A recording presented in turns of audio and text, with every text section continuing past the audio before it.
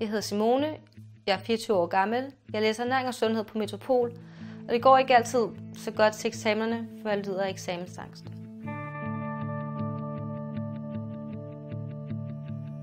Når jeg ved, at jeg får en eksamen, så har jeg det rigtig, rigtig dårligt allerede 3-4 dage før.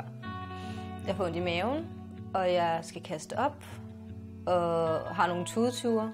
Og også til eksamen, der begynder jeg så også at græde.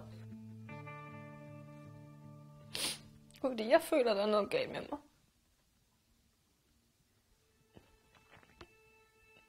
Det er super ubehageligt hver dag. Og skulle vide, at jeg skal bruge så lang tid, hver gang jeg skal til en eksamen, på at have det dårligt. Det er en psykisk lidelse, og jeg føler, at jeg er syg.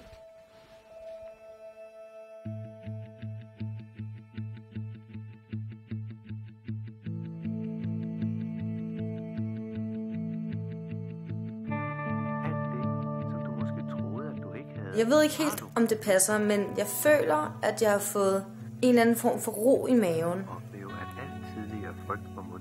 En rar fornemmelse i kroppen. Om 10 minutter så skal jeg til eksamen. Jeg er lidt nervøs, men jeg har det bedre, end jeg plejer at have. Jeg er en lille smule blussende i mit ansigt, men jeg tror på, at det går. Og jeg tror på, at de her sessioner har hjulpet mig.